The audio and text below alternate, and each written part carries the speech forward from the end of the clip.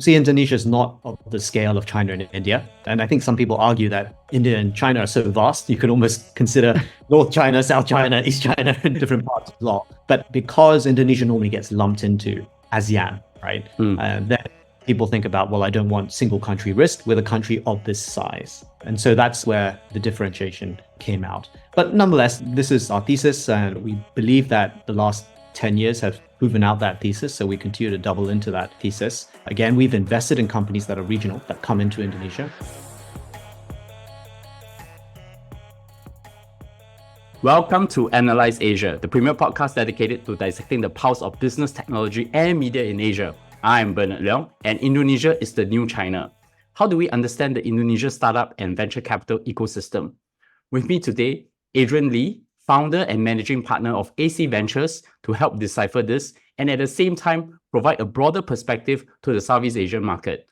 Adrian, welcome to the show. Thanks, Bernard. Appreciate you having me here. And the first things first, I saw the announcement yesterday, and congratulations to AC Ventures that have just raised your fifth fund at US 210 mil.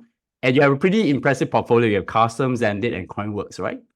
Yes, no, those are in some of our earlier funds. But this new fund continues to be playing on our strengths and experience, which is a focus on Indonesia, but also investing in the very best of companies across Southeast Asia that have potential in Indonesia as well. Yes, that is what we're going to talk about today. Before we get to the main story of the day, I want to first start off with your origin story. How did you start your career? So I graduated from Cambridge with a degree in economics, and actually through a prior internship, I started my career with JP Morgan in corporate finance M&A. I happened to be in the financial institutions group, so I got an early exposure into how banks, asset managers, and finance institutions work.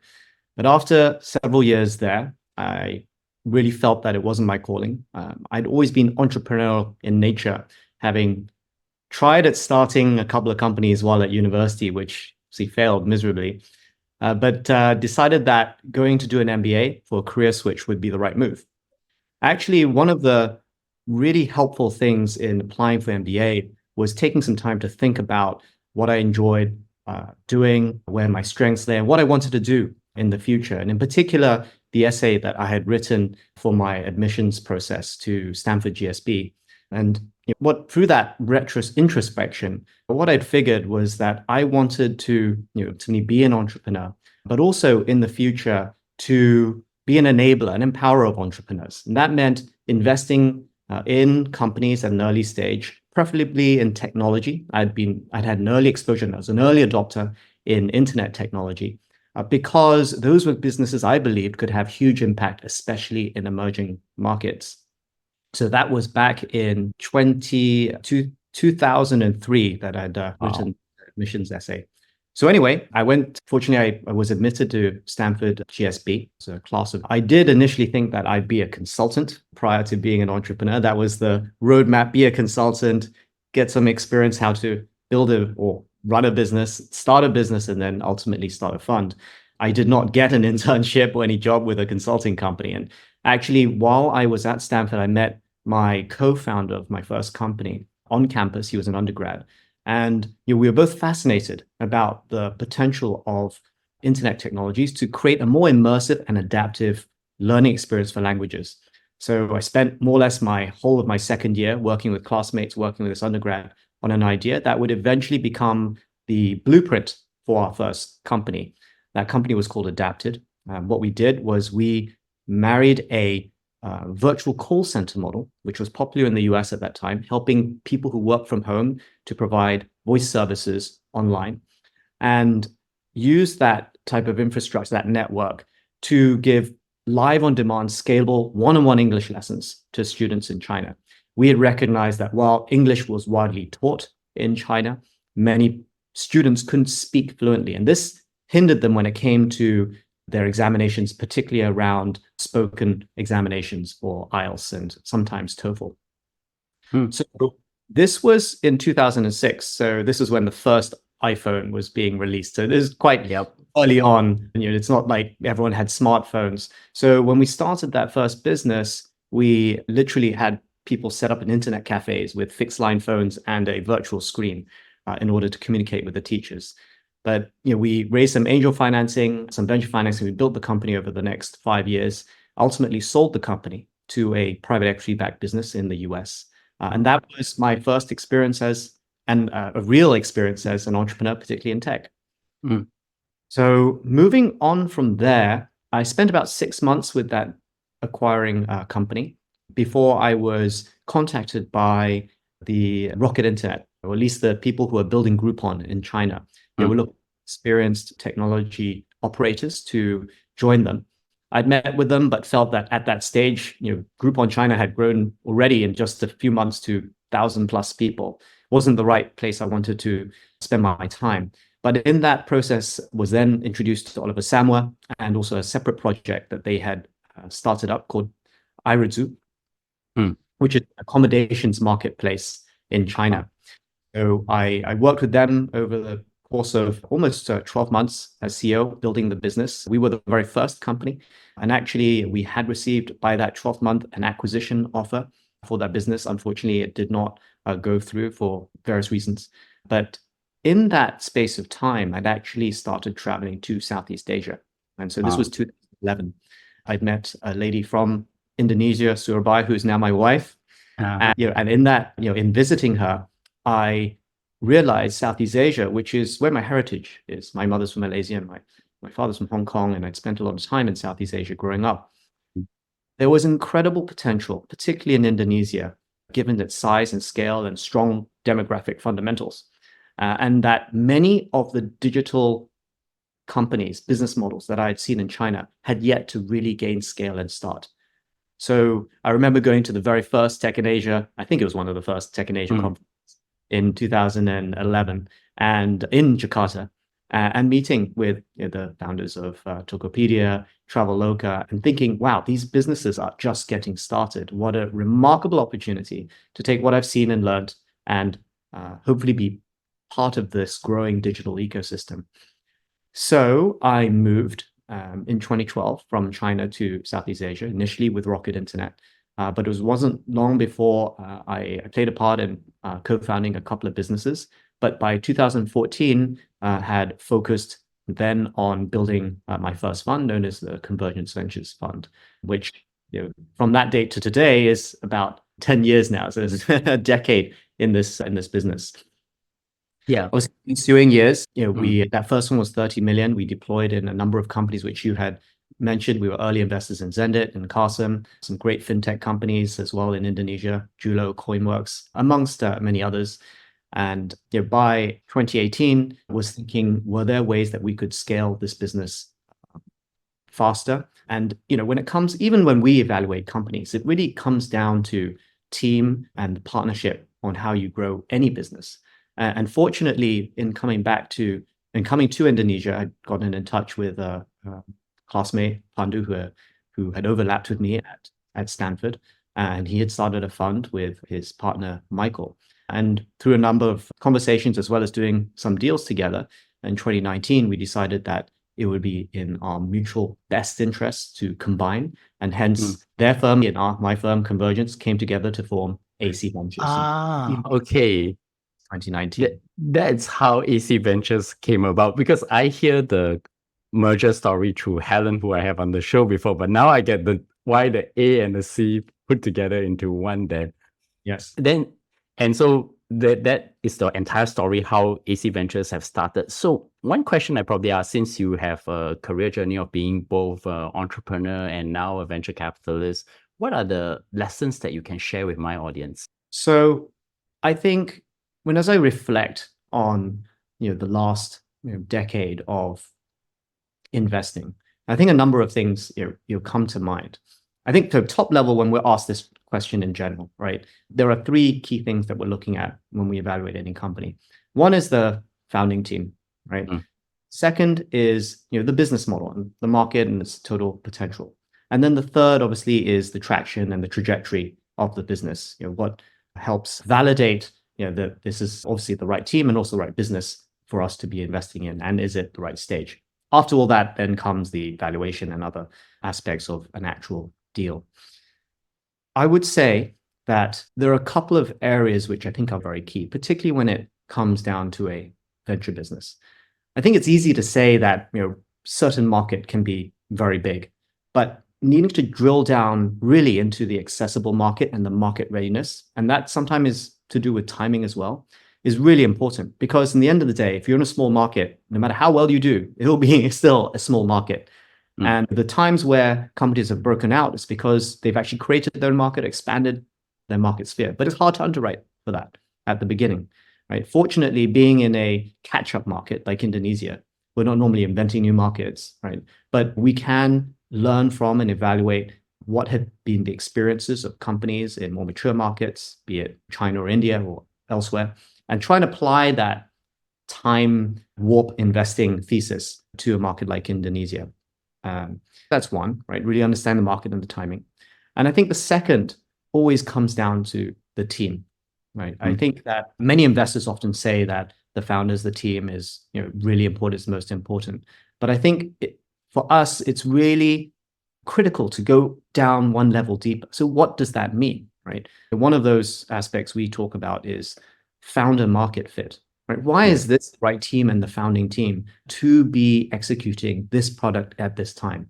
That goes to the crux of what's going to drive them when things are really tough, like at times like this, right? The best founders probably could be doing many things, right? They've got great backgrounds.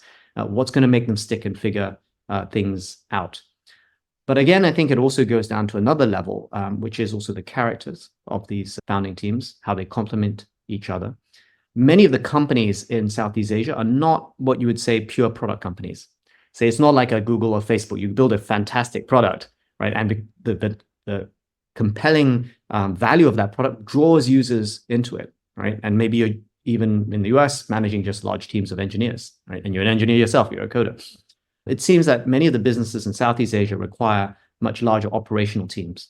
And so it tends to be that founders who have work experience, who have the experience of leadership, have the experience of hiring, recruiting, managing, and communicating with bigger teams, tend to have a great ability to execute and operate these businesses out here.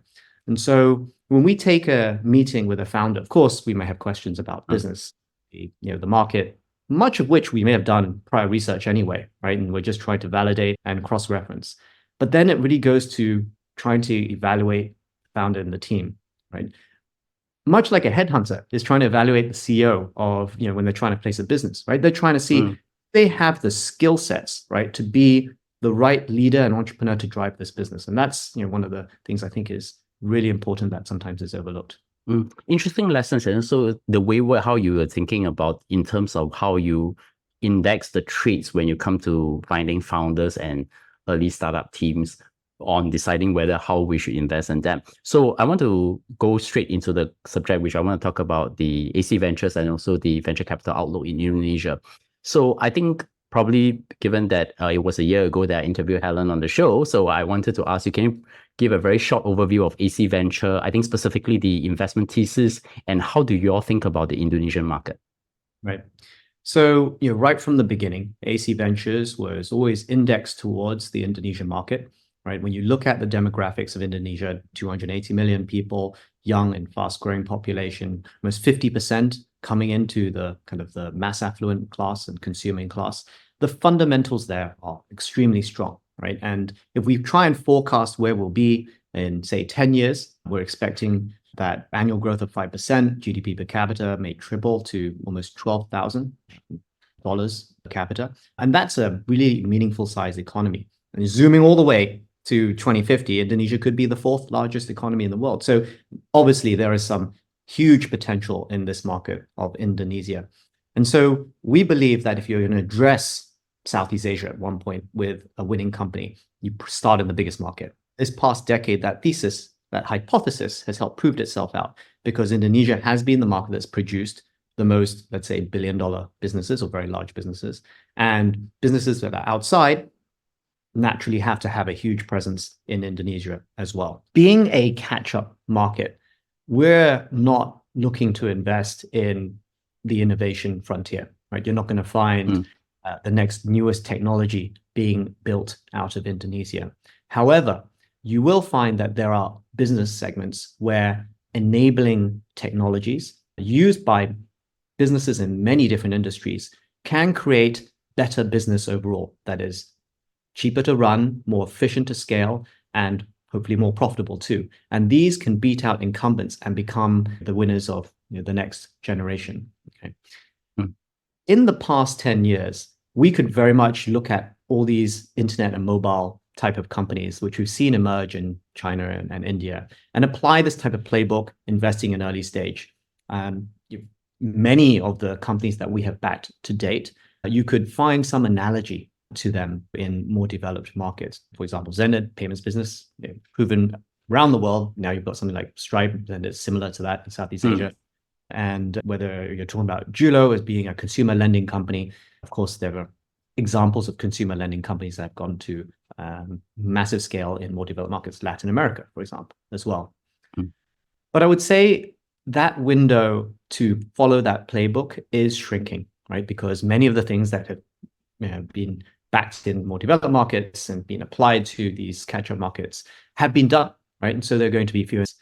That said, when we take off the kind of the pure tech, so not backing just a marketplace, really looking under the hood and seeing what are ways that technology can make existing businesses as well as new businesses much better. And those are I think, some of the opportunities where, as investors in market, where we can find companies from bottom up research, we can generate some really asymmetric returns.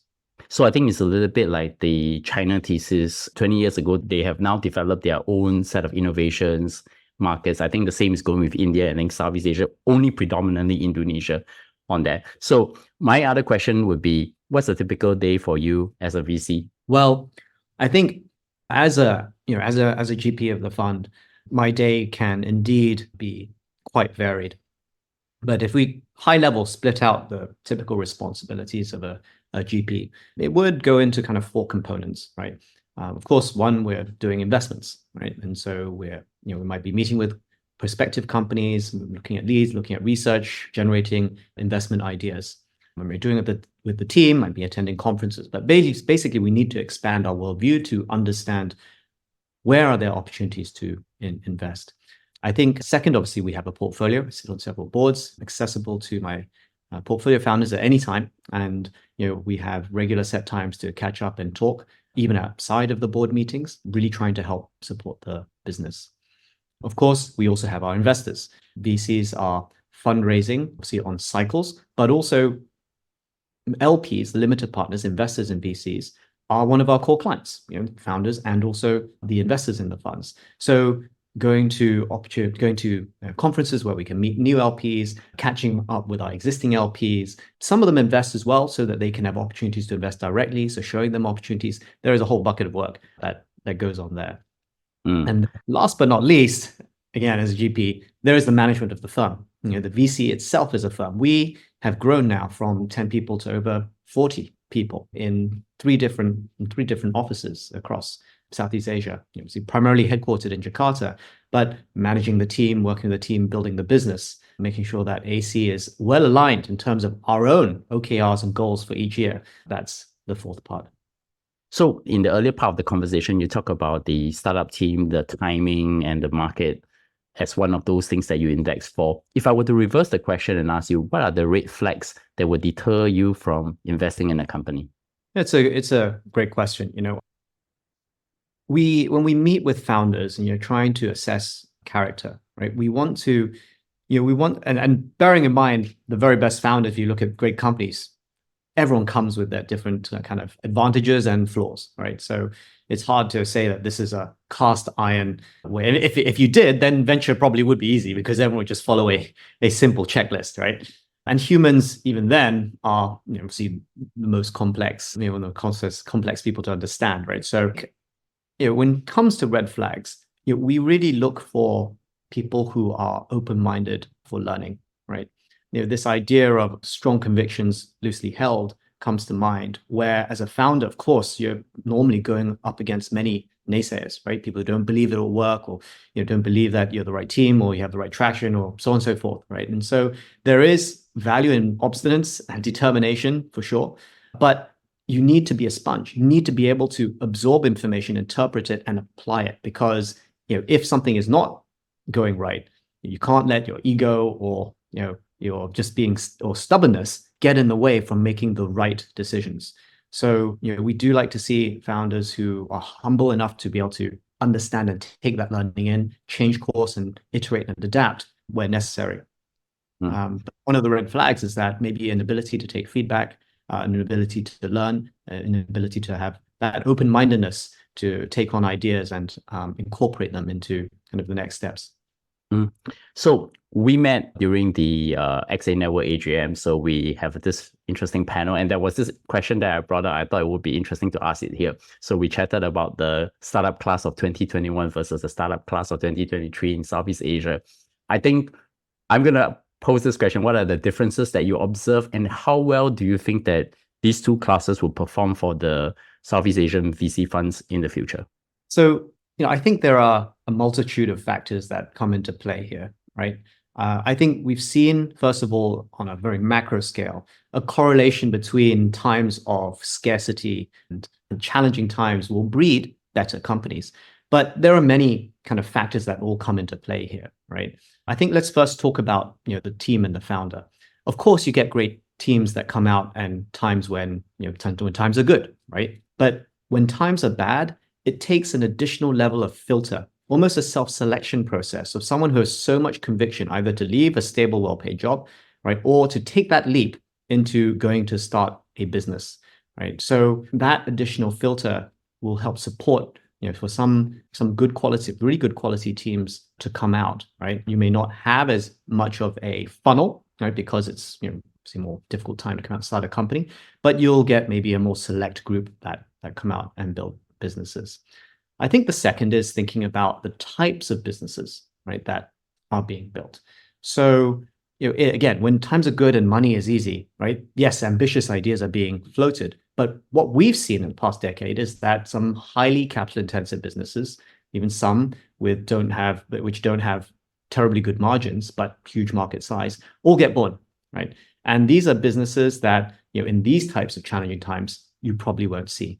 Your founders might be gravitating towards businesses that have far greater margins, but also lower burn as well. And that kind of comes into my next point, right, which is the use of capital. When capital is plenty, when investors are hungry and there's a lot of risk on attitude, everyone is aiming for that top line number for market share, right? And of course, when that happens and everything is grow, you're hiring fast, which you're probably paying more. The market's hot, you're paying more. You're using probably capital less efficiently. And certainly when everyone is competing in that way, even your advertising to your market, your customer acquisition has all gone up, right? So it's going to make things a lot more expensive and less efficient. The converse is true when market times are bad, right? You don't have as much of that competition. The price of talent has come down. You're being far more selective. Probably you're running the whole organization in a much leaner way. Again, that translates to you have to raise less capital. You focus on better unit economics. You probably build a fundamentally stronger company as well. So, for many of these reasons, I think we'll probably see a stronger cohort out of this. But look, you invest in the times that you're in, right? If you sat out of the market entirely, right, in the prior years when things were very hot, did no investments, you would have missed out on some great opportunities too, Sure. right? So you have to play the field that you're on. So one of the reasons why I definitely want to speak to you today is because while doing that panel, I did a lot of research on all three speakers. So I know that you have actually put up a report on Indonesia Venture Capital Report 2023 together with Bain and Co. There is some reset in the Indonesian venture capital industry recently, and how investors are actually adjusting their strategies in terms of the current market uncertainties. So, I would say that the reset has happened globally. And so, it's not obviously Indonesia specific. And if you zoom into the region, actually, early stage deal flow in Indonesia has held up relatively well as compared to the rest of the region. And again, I think that reflects the depth of the market as well as the breadth of opportunities that exist in the market. When it comes to how investors are adjusting their expectations, I would say I wouldn't speak for all the investors. I can just talk about how we look at this. Because each investor will look at this market in different ways. And see different opportunities, and that's how we generate these outsized returns. For us at this time, we are looking for businesses which fundamentally we believe have the ability, even on just one round, to get to sustainability, right? So that means that the company is not necessarily trying to build out just PMF, right? We see at a small scale has already shown that has the types of quality cohorts at a small scale or medium scale that demonstrate that the product works. And we believe that Capital Now can really help them get to that next level up. So, now some of these companies could be bootstrapped. So indeed, we are, the so-called seed or first check institutional investors in this business. But typically, they're showing a lot more substantial traction at the point at which we are entering. That has also been a consequence of our kind of growing experience and maturity in companies, right? We find great businesses. We're happy to keep backing those businesses over time to seek an IPO exit or whatever liquidity event makes most sense for the team, but not necessarily having to rely on later stage financing as well as those companies grow. And we'd have the luxury to be able to do that if those companies can fundamentally show that they can be cash generative alone. So this kind of changing investor preferences, from your perspective, right, where you say that now is actually both the product market fit together with maybe some early showing of probably good unit economics, some profitability, and what the capital is used is to supercharge the company to get to scale. So how does that investor preference also would come towards maybe the way how you think about valuations? How do you think about unit economics? So valuations certainly have come down a fair bit, right? But the benefit of having some traction metrics is that you have further comps by which you can evaluate those businesses and benchmark them. You can walk back all the way from potential exit, looking at public comps, but also at comparable companies that are private at the moment to value those businesses. Strategy perspective, I think it is a further evolution of what we've always said we want to do. Which is work deeply, build deep partnerships with the teams and founders that we are working alongside, have more meaningful ownership in those companies, again, so that we are true partners to those businesses. And that's because as a partnership, most of the GPs have been operators, entrepreneurs themselves, right? They really understand what's going on with entrepreneurs and how they're building businesses. It's why we invested so much in building a large value creation team on the ground in Indonesia. It is one of our largest teams there with 10 people and led by a former entrepreneur. And so having seen the process of building the company from an entrepreneur's shoes, we felt that we could build the specialized vertical functions that could help a founder in their building process of a company. So, what it means is that we have, these fewer companies with deeper relationships that we hope to get to larger outcomes. One thing that came out, I think it was also reflected in the Google's Economy C report as well, is that the Indonesia VC deal value actually remained pretty stable despite all the global challenges, and the macroeconomics is actually showing that the whole Southeast Asia is growing. There are two parts that I wanted to ask. How do we think now about the Indonesian market? What are the key challenges that's actually faced by startup, even though the market is relatively resilient? What kind of challenges do they really facing, and does it maybe people do not spend more, and how are they adapting also to the startups actually within Indonesia adapting to that changing investment landscape as well? Yeah, I think that's a very good question to dive into. So, first of all, I'd say that in recognition that it is a much tougher fundraising environment, depending on the company, or rather, actually all companies, they want to seek to extend runway. In this environment, it's not about growth at all costs. It's about making sure that you can improve the business's unit economics.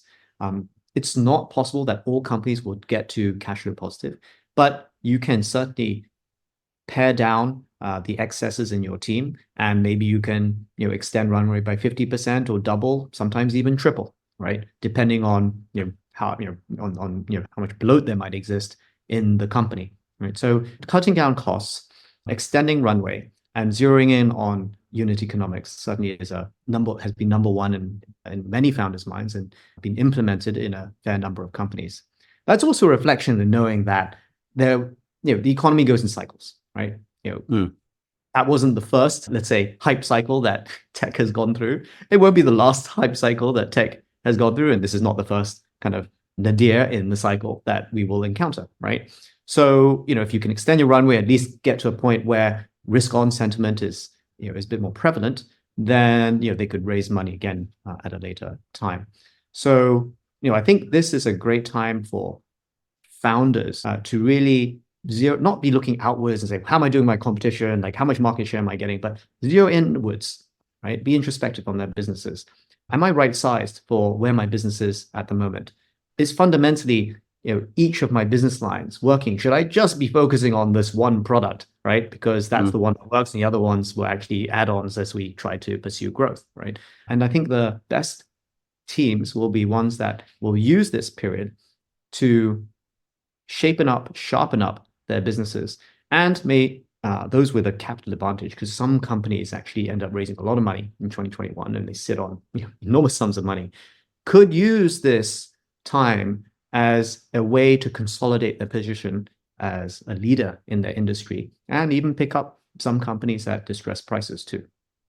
That also comes to my next question, right? Which are the sectors that are actually going to be witnessing this growth in venture capital investments? And I think also what kind of trends actually driving these investments? Because one key parts of your portfolio is like financial tech, or what people call fintech. So what other sectors are there interesting? I saw a lot of agriculture tech recently has also managed to raise a lot of funds. Many of the more obvious fintech sectors have been done in Indonesia, right? And the market is still huge because there's still a relatively low penetration rate of financial products into the broader population in Indonesia. And there's still a quite substantial and sizable market of unbanked population in Indonesia too. So, at least the kind of obvious businesses to back, be it consumer lending, MSE lending, those types of marketplaces, neobanks, like many of these have been done in some shape or form, but the market remains quite big. The next stage that came after that was what we had loosely called embedded finance. So financial plays that lay as the revenue model for businesses that may have been SaaS or in product in nature. Something like that was through earned wage access. That was one type of company that did that. Another would be through, say, for example, software for, again, MSMEs that help them be more productive, that help them with understanding their business, but in the end, obtain data that helps underwrite, and therefore is a embedded finance or embedded fintech. So I think there continue to be some opportunities in here, and I think new ones will arise as the market as a whole becomes more mature and more sophisticated in financial services. So if you look at India, when they implemented seamless transactions through, that gave an opportunity for new payments companies to come out, right? And I think there will be similar opportunities in Indonesia as more and more of the market gets connected financially. In fact, there's a recent landmark where I believe digital payments have now surpassed cash payments in Indonesia. And that's right. 50% watershed has been reached. It will accelerate, right? But you bring up the other sector, which is generally climate. Indonesia is, I think, for Southeast Asia is the fourth largest energy consumer in the world. And Indonesia is, a huge carbon market. And so, given, suddenly how obvious it is the effects of climate change are in our environment, that we see in everyday lives, there are opportunities in and around major sectors of climate, be it energy transition or renewable energies, circular economy, and so on. Opportunities to back companies in this space too. And that's interesting because as the economy gets more sophisticated, so is the way how the regulatory environment is, right? So how do you think about, like, in terms of the Indonesia government's regulatory practice? I think specifically, I just want to look at, say, like digital infrastructure, consumer protection laws. How would that also influence the way the venture capital landscape is going to work? So I think that the current administration has been pretty supportive of technology. And I think that recognition stems from the fact that technology has a wealth dispersion effect. So whether you're looking at Gojek or Tokopedia, both of which essentially enabled many of the kind of segments of society to be able to tap into opportunities to sell or provide a service to the broader population. Or you look at companies such as fintech companies, which are enabling previously overlooked segments of society to access capital to for productive purposes. Many forms of technology actually help lift the middle and lower classes into a better social economic status, right? So I think the administration recognizes that, therefore have been generally supportive. Look at how they've developed the fintech regulations in conjunction with the Association of Fintech, incorporating all the stakeholders, both consumers and also companies, together with the regulators, to come up with policies that encourage in a safe way the development of these fintech businesses, right? I think this will continue. We've got the elections this year, and time will, I guess, show us who will be the incoming president for Indonesia. But I think because Jokowi's administration has done so much for the economy, I think his popularity rating is amongst the highest ever. There's a very good chance that the types of policies we've seen in the past decade will continue and will actually be able to be implemented even better because people want to have continuity in seeing all the great things that have happened. So I think one interesting thing is about the question of exits, right? I think there's a lot of IPOs picking up in the recent years. I think Gojek actually IPO'd in the Indonesia Stock Exchange. One question I do have, and this also relates to how venture capital success and startups ecosystem success is going to be, how is the exit landscape is going to evolve in the Indonesia startup ecosystem? And I guess, what do you think will be the potential implications for future investments? I think we've already seen the Gojek public listing, I think Tokopedia as well. I guess as in they merged together and then they got into public listing, and now you have this sort of second-gen startups that may come out from some of these companies. This is a really important point, and I think this is something that the market really has to prove in itself over the next 10 years, that there is indeed liquidity for technology businesses to emerge in Indonesia or in Southeast Asia. Now, first of all, I'd say, while many people have looked at and been pessimistic due to the post-IPO performance of some of these technology companies in the Indonesian market, you need to take it into context that these are companies that 10 years ago people had no idea would ever get to any sort of listing, even at $1 billion, let alone multi-billion dollars. So the very fact that they were able to get to that scale, were able to raise capital at the bottom of the market, right, I think is quite a feat. And I don't think we should take that, I don't think we can take that away from those businesses, right?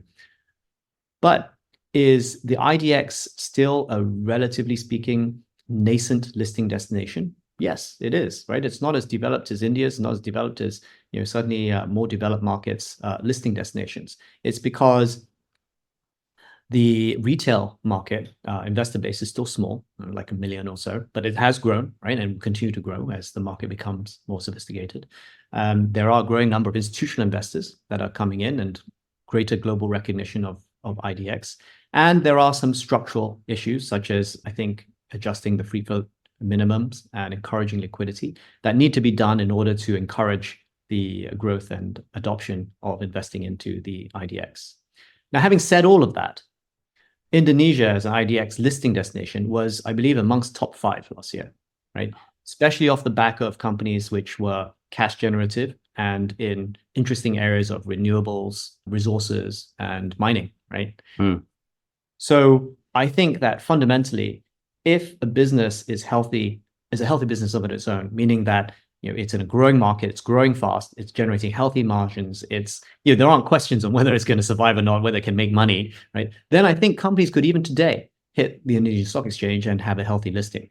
And that's what makes me so optimistic about this next generation of businesses, because we are seeing businesses even at their pre-investment or shortly after investment demonstrating clearly that they can be cash generative and building businesses with quite high gross margins. So that is on the ultimately we'd love to see the best businesses list, right? But I think the second aspect is acquisitions. Okay, Southeast Asia, it's clear, and again, Indonesia being the largest market, we believe is the pillar for Southeast Asia.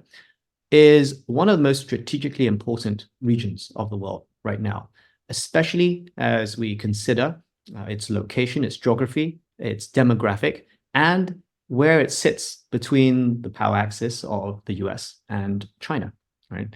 And if we look at history, probably, assuming that we don't end up in any sort of military conflict, there will be investment, both in terms of capital and technology, that flows to this region that we believe will continue to develop the market here.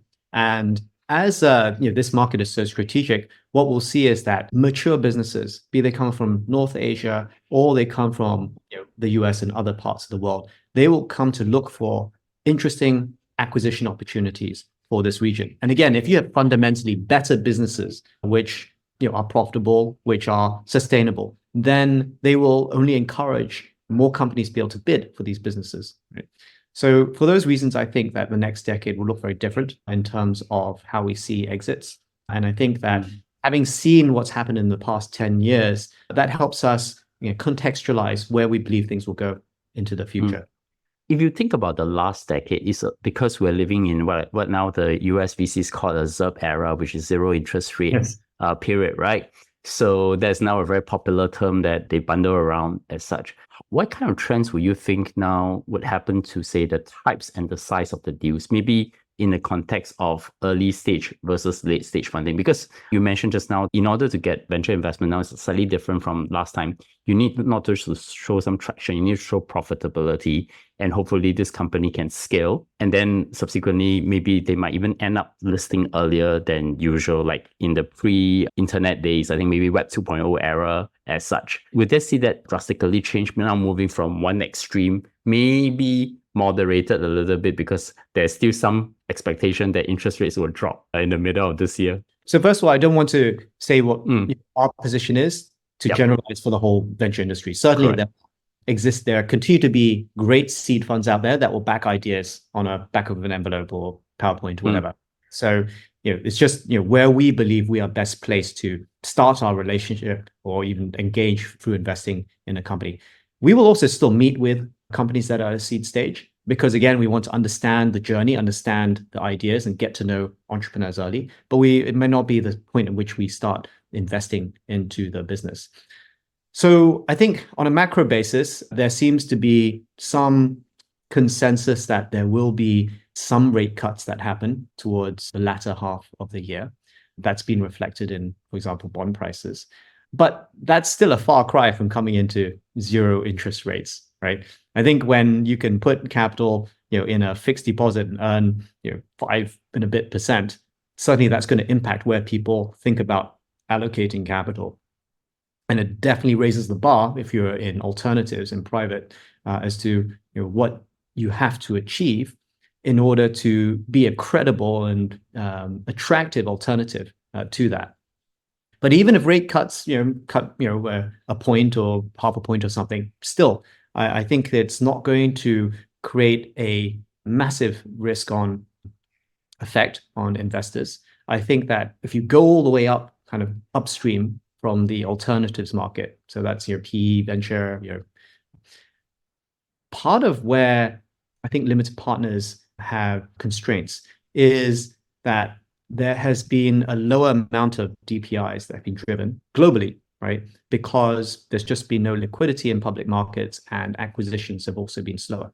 So if they're not seeing money come back and they've seen their public market portfolio maybe come down a bit, or there's been some recovery, then that really constrains some limited partners from being able to deploy, right? And then, if they have limited ability to deploy and the venture investors have, maybe less ability to raise capital, then I think overall there may be continue to be a more conservative outlook as to which companies to back. We need to see not just some rate cutting, we need to see some exits on the horizon and in cash in people's hands. And then we're going to start to see the cycle come back. So this is my other favorite question. What's the one thing that you know about the Indonesia venture capital landscape that very few do? The one thing that I know about the Asian venture capital landscape. Yeah. Or maybe even startup ecosystem. I would say when I speak to regional and some of the global investors, we always hear is that how Indonesia is so highly valued. Indonesia is so expensive. The companies there are way out of whack, right? Now, if that was the case, no one would ever make money. There wouldn't be an industry over there, right? I think definitely there are anecdotes and there are cases by which companies have been overvalued. And that happened the world over. But I think if you're not based in Indonesia, if you're outside and you're flying in and you naturally hear about the companies that can market themselves best and that naturally float themselves up, there are very few companies that get there. And then back at least in 2021, many investors that all looked at those companies, and an auction process did drive those companies up in valuation. But that was not reflective of the market as a whole, right? Because if you're in market, you're seeing opportunities every day, and you obviously you get a better understanding of what valuations were like, right? I can understand if valuations are going to be higher in Indonesia as compared, say, to the Philippines or say Vietnam, some other markets in Southeast Asia. But that's also because the total market size and pie in Indonesia is also much bigger, right? So I think that would be something I would because again, I simply get asked that question so many times. Like, oh, isn't everything so expensive in Indonesia? But one of the wonderful things that will come out of this growth in AI, this boom in AI, right, is that Indonesia is not going to be able to solve its engineering talent base in the near term, right? Solving anything to do with talent takes many years because you have to start with education reform, and then all those years that students have to go through, right? But with co-pilots and the ability to create code and be like, if you're an engineer and become a 10x engineer through the use of ChatGPT AIs and co-pilots, that can effectively solve part of the engineering problem that Indonesia faces when it comes to building technology-enabled businesses. So I'm very hopeful that this is going to be something that's going to allow for more companies to be able to be technology-enabled. So you brought up a very good point about regional VCs and global VCs flying into Indonesia, and I'm also seeing some of my Singaporean VC friends are now traveling almost every week out of the region to each individual country because they need to be there, to meet the startups, to do the deals as such. And this is something that I really thought about in terms of the VCs. There's always this regional, and then there is this local VCs. How do you anticipate the role of a more Indonesian-centric VCs evolving? Is it going to be the growing deal share and also the shift maybe from the early stage investments moving towards the late stage? If you look at that Bain report and they segmented VCs by locality, it did point out that an Indonesia-centric VCs had, in general, tended to go on to raise further funds and maybe slightly larger funds as well, right? I think as a strategy, this goes back to the very beginning. We were talking about where we saw opportunity and we see the importance of the Indonesian market as it pertains to also the larger ASEAN market. Being the biggest market, it means it's obviously naturally going to have the most opportunities there. And so we want to continue with that. But we wouldn't say that actually every opportunity that can become regional has to start from Indonesia, right? It could start from other countries as well. But with our focus in Indonesia, what that means is that any company that's outside of Indonesia that wants to get to scale across the region, they will naturally want to come to Indonesia. And that focus for us makes us a natural partner, because why get two regional firms to come into Indonesia when you get a local partner in Indonesia, right? And so, we have continued to build off that strategy. It wasn't the most popular strategy. Certainly in the early years, there are many limited partners funds that simply said, we don't back single country funds, right? We don't back funds that have one market as a core thesis, right? Of course, you can change it. But there's a bit of contradiction where there was this point in time where people just go to China and India with the exception of single country funds and say, oh, it's one big country with 1 billion population, and of course following by all the next 5 PowerPoints about the macroeconomic conditions, right? So shouldn't Indonesia be considered like that too? Well, see, Indonesia is not of the scale of China and India. And I think some people argue that India and China are so vast, you could almost consider North China, South China, East China in different parts as well. But because Indonesia normally gets lumped into ASEAN, right? Then people think about, well, I don't want single country risk with a country of this size. And so that's, I think, where the differentiation came out. But nonetheless, this is our thesis, and we believe that the last 10 years have proven out that thesis. So we continue to double into that thesis. Again, we've invested in companies that are regional, that come into Indonesia. Carson was one that we were a Series A investor, done very well for us. And there are others in our new fund as well that follow, similar multi-country execution strategy, where Indonesia is really part of the core pillar for their growth. I just want to dive a little bit into this conversation. So when there's a lot of foreigners trying to go into China, it's very, very difficult. Yes. And if you look at the Chinese market, it is almost impossible for anybody to go in. Yes. I mean, maybe Uber, maybe the last one still managed to clobber 30% market share, right? So there's a very internal defense. Do you see the same type of defense happening in Indonesia? I think India has a little bit of that, but not that significant, that there's still some space for an outside company out of India to enter into the Indian market, right? And they also start to block the Chinese players from going in, like TikTok. And I see that happen to Indonesia, but it was actually resolved by an investment. So do you think that will also become more and more significant, that you see only the Indonesia market backed by the Indonesia startup founders? No, I think there are a number of reasons that I can point to suggest that Indonesia, if you could say it like this, might be more US-like, meaning that there can be foreigners that come in and build, non-locals who come in and build great companies. If you trace back to history and you look at today, some of the very biggest conglomerates in Indonesia, they were built by immigrants. And in Indonesia, you can see there have been very successful businessmen who have built, and they may be Indonesian by nationality now, but they weren't originally Indonesian, right? And they came to Indonesia and they built businesses in finance, in fast FMCGs, in consumer goods, in B2B, in you name it. And they come from China, they come from India, they come from Europe, right? There are, in fact, many examples of immigrants who have come to Indonesia, foreigners who've come to Indonesia and subsequently built big businesses, right? I think Rocket Internet, they had their biggest office in Indonesia, and a number of those Rocket Internet alumni have gone on to continue to live in Indonesia and build great businesses out here, right? That said, I think you need to make sure that you have the right local partners, either as in team co-founders or within your team, or the right backers to help navigate what is still a foreign market, right? But I don't think Indonesia is one that if you, just because you don't come from Indonesia, should write off and say, it's like China. If you're trying to go to China and you're not, from China, trying to build a business is going to be near impossible, right? Indonesia, I think, is more multicultural in that and more accepting, right, to people to build businesses.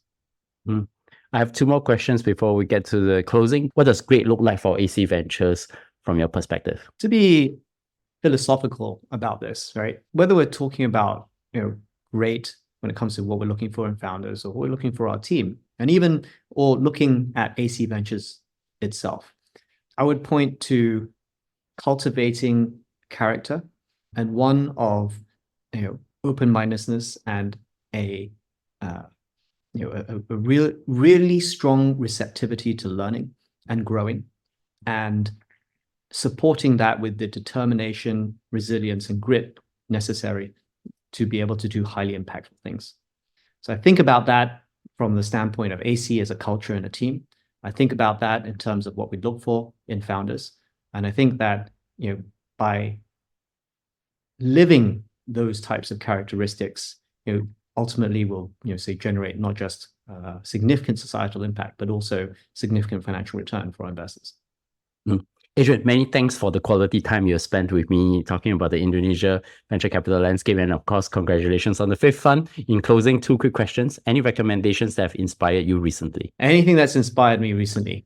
Well, I have actually just picked up a book I'm listening to called Hidden Potential by Adam Grant.